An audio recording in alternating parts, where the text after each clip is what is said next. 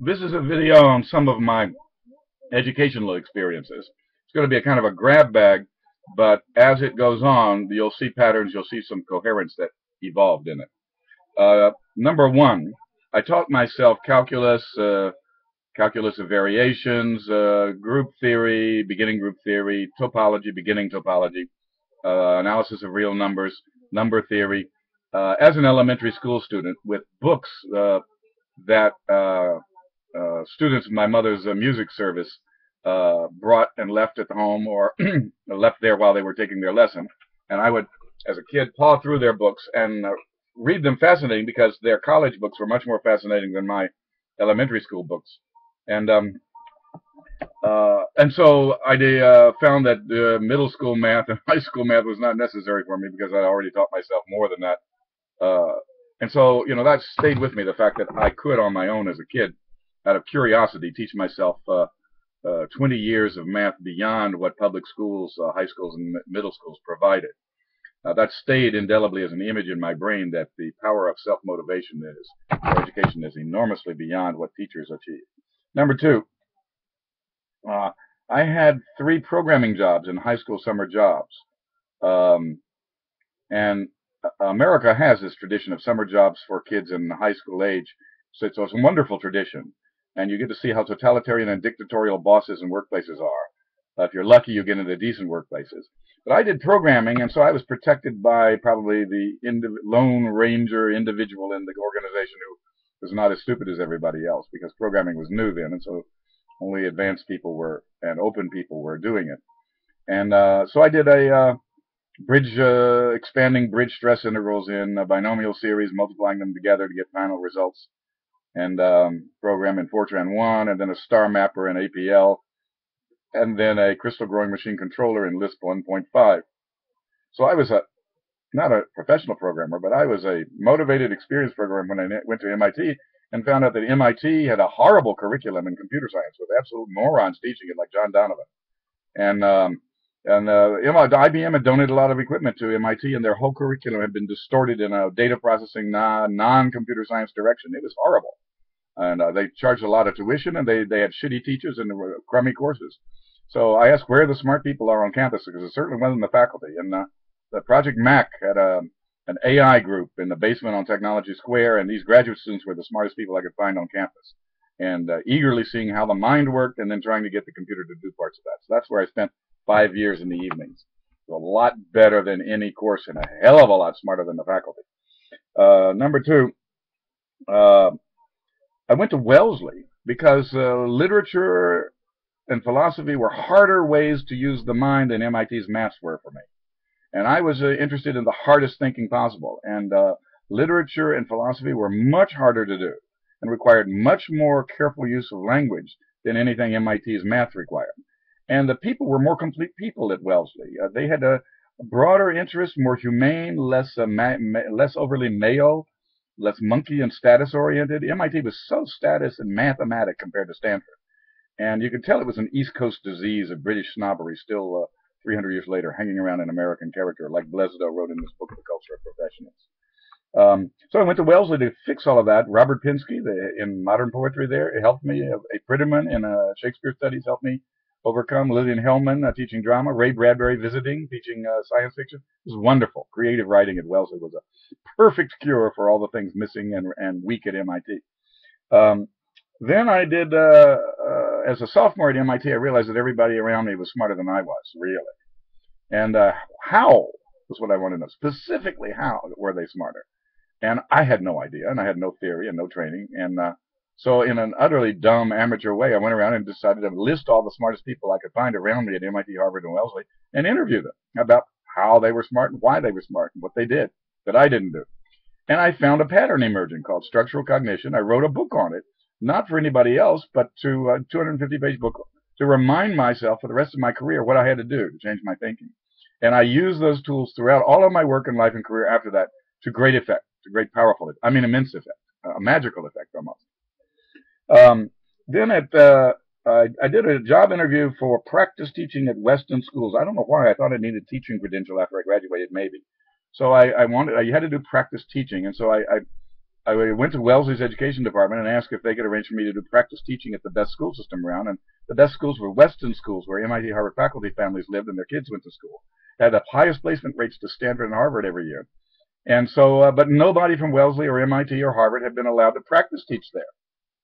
They didn't accept student practice teachers. And I went to the head of the superintendent of English, Bruce McDonald, to interview whether or not we could start practice teaching there. And he was open to someone discussing it. And within 3 minutes, he just told me to shut up, and I was hired, and I was the first practice teacher allowed in Weston Schools. And he said, Mr. Green, the beauty of the syntax in your sentences is like background classical music to me. It sends chills up my spine to hear your syntax. And I just want you to talk to me every day as a background noise to remind me of how wonderful our language is. And you're an incompetent teacher, and you're nowhere near. I won't let you near our kids to screw them up, but we'll see if we can insert you into some things safely without you wrecking the lives of these kids, since you know nothing about education, and since the curriculum you took at Wellesley is a worthless pile of crap compared to what we do. And then I learned a lot. He got me involved in going to the Boston Public Library and getting Turkish and Chinese aphorism books, which are 1,000-page books of the donkey having a cold is like the manure steaming in the early wind, or something like that. They were all rural metaphors in Turkey and China. And we used it to create a metaphorical thought assessment instrument for 8th graders. And we gave it, and we found out real clear segments of 8th graders that just didn't do metaphorical thinking at all. And when we interviewed them in a focus group type arrangement, we discovered it was their parents who unmetaphored them when they went back from Weston back home. So these ignorant, usually right-wing parents told them that metaphors were a weaselly way of talking. You should talk straight. And never mind the fact that it cripples your brain for creativity and pattern recognition for your entire career. So we had to train the parents in metaphorical thinking in order to get them to not edit out metaphorical thinking when their kids went home. And that's what we did. Gosh, he was smart. McDonald, I learned so much from McDonald. He's a genius. I hope he's still alive. I hope he's doing well. He helped me a great deal. He inspired me. He still does. He's a great guy. Bruce McDonald, Weston Public Schools. Genius. Then I ran out of money. My father and I had an argument about the Vietnam War. My father was angry that college was changing my ideas. You pay money for tuition, but you don't want the ideas to change. That's how stupid my father was. And I had nothing to eat for about 2 months. And I got faint, so it was hard to get out of bed. Finally, I got a dining room job at the girls' dorm where I could get a free breakfast every day. And that solved the nutrition problem, but I still didn't have enough money to live or pay rent or anything. And I was desperate, and the only thing I could think of was a creativity school for Harvard MIT faculty kids on the weekends. From Friday night to Sunday night, we'd take them to a different church in a different state because I didn't have a license. I didn't want the police catching me, so I changed state every weekend to a different state, because there's 6 states within an hour drive of Boston, which is fortunate. So we do it in Maine, and then we do it in New Hampshire, we do it in Vermont, and then we do it in Rhode Island. And we got a church in each state lined up to rotate through, so the police couldn't catch us. And I set up a school. We ended up with 142 kids paying $100 each per weekend. Incredible amount of money. I paid 8 times the average wage for teenagers to teenagers from the same families that we had kids from to be my staff. And boy, you pay $100 a weekend to a kid in those days, be like paying $1,000 of that to a kid now. They obey, and any problem you find them half of their money. And so money really motivated those. I had great staff, and then we had some insights. I had some insights that young kids. You start treating them as monkeys first, humans gradually during the day. And so we would run them for 2 hours in the morning, just ruthlessly with monsters and stuff, chasing them. The teenage staff dressed up as monsters, chasing them for 2 hours straight. So they just ran straight. The idea was to get them all to literally run for 2 hours. And then that got all the wild energy out of them, and they were really docile and able to listen the rest of the day. And we had other tricky little things, like we paid for, I think, $50 a kid every weekend for desserts from the #1 dessert shop in all of Boston. They were 3-tiered flowing desserts. They had some fancy French name. And we had this darkened room, and all the kids, 142 of them, lined up on tables, and then waiters came in from the patisserie with these 3-tiered flaming desserts. Oh, it was a gorgeous photo. When the parents came in, they saw this ceremony. And of course, if you had misbehaved as a kid, you didn't get to eat that. You got a cupcake with a can. It was very visible on the photographs who the bad kids for the weekend were. The parents didn't like that photograph with their kid with the cupcake there next to the guys with the three-tiered flaming. I mean, we were ruthless. I was young and I didn't know what you were supposed to do. And it worked, though, so I got my money. And I taught creativity. So we had an artist and a scientist as the theme of each weekend, and we taught them to the kids. And so we had Einstein, Beethoven weekend, and we have the Mozart, Linus Pauling weekend.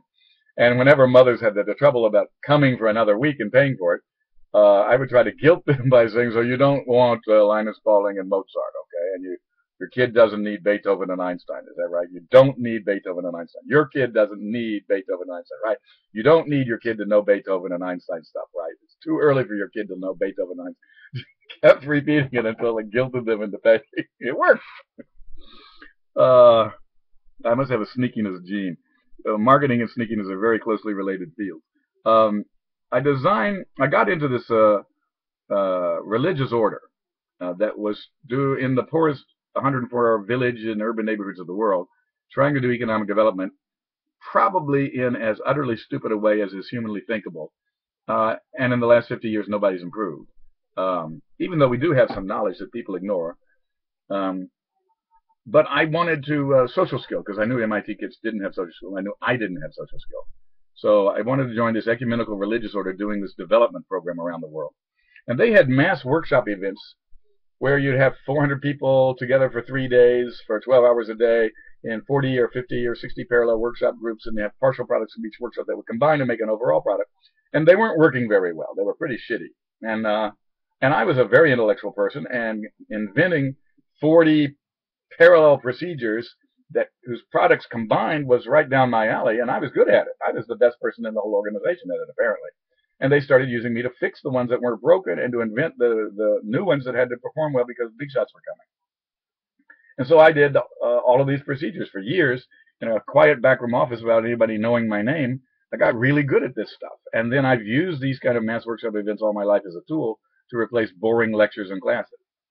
And to teach businessmen in intense 1 or 2 day formats 100 times what they would get from some corporate training guy with his careful little slides and little exercises and little patronizing this and that and corporate training, or their cute little software simulations they're so proud of. Then I found out that these workshops in Taiwan and Korea and Japan were not working, were busted. And I had done the biggest one in North America at St. Louis, Kansas City, Kansas City, Missouri, and they wanted me then to go fix the ones in Asia.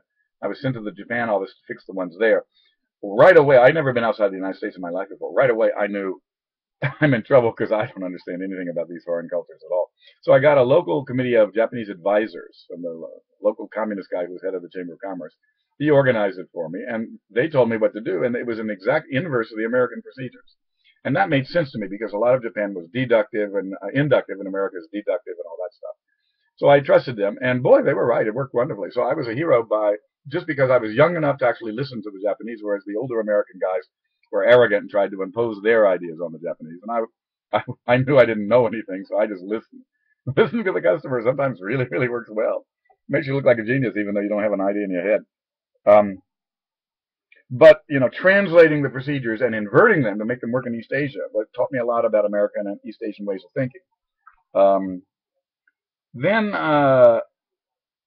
Nordic Europe and Participatory Management in the Santa Fe Institute. I did 2 things at the University of Michigan along the educational line. One of them was serious work on Nordic participatory management regimes and in making the workplace a learning workplace as just learning as part of what work is. We have 15% of the time studying for Kaizen like the Japanese do, and another 15% for innovative leaps, free time like Google does. All of that stuff I was doing 30 years earlier at the University of Michigan with workplaces in southeast Michigan around Ann Arbor. And then Santa Fe Institute. University of Michigan hated their weather. They wanted better weather. They went to Santa Fe. Sister crew studied nonlinear system dynamics. And I developed this new common sense of nonlinear common sense, in fact, and found that it was deeply embedded in our languages in terms of our sayings and aphorisms. A sleeping dog, let sleeping dogs lie, a stitch in time saves 9, and then applied that to education.